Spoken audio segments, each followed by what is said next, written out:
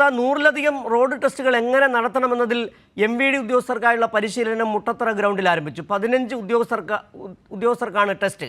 ഗതാഗത മന്ത്രിയുടെ നിർദ്ദേശപ്രകാരമാണ് ടെസ്റ്റ് നടത്തുന്നത്. വിവരങ്ങളുമായി ഞങ്ങളുടെ പ്രതിനിധി മാനസ ചേരുന്നുണ്ട് തിരുവനന്തപുരത്ത്. മാനസ, ഈ ടെസ്റ്റുകളുടെ ആധിക്യം വലിയ തരത്തിലുള്ള പ്രശ്നങ്ങൾ ഉണ്ടാക്കിയിരുന്നു.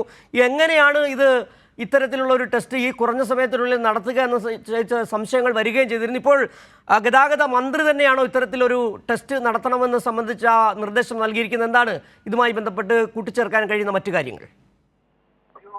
ഗതാഗത മന്ത്രിയുടെ നിർദ്ദേശപ്രകാരമാണ് ഇപ്പോൾ ഇത്തരത്തിലൊരു ടെസ്റ്റ് നടത്തിയിരിക്കുന്നത്. നിലവിൽ 15 ഉദ്യോഗസ്ഥർക്കാണ് ഇത്തരത്തിൽ ഉള്ളത്. ഏതായാലും 4 മണിക്കൂറിനുള്ളിൽ 50 കൂടിപ്പോയാൽ 40-50 ടെസ്റ്റുകൾ മാത്രമേ നടത്താൻ സാധിക്കുകയുള്ളൂ എന്ന് നേരത്തെ ഗതാഗത മന്ത്രി വ്യക്തമാക്കിയതാണ്. അതിൽ അപ്പുറമാണ് ഇപ്പോൾ 130 പേർക്കോളം ടെസ്റ്റ് നടത്തി ടെസ്റ്റ് നടത്തുന്ന ഒരു സ്ഥിതിയിലേക്ക് ഉദ്യോഗസ്ഥർ പോയത്. ഇത് എങ്ങനെയാണ് ഇത്രയും നടത്തിയത് എന്നാണ് ഉദ്യോഗസ്ഥർ ബോധ്യപ്പെടുത്തേണ്ടത്. ഉന്നത ഉദ്യോഗസ്ഥരടക്കം ശരി, മാനസയാണ് തിരുവനന്തപുരത്ത് നിന്ന് വിവരങ്ങൾ നൽകിയത്.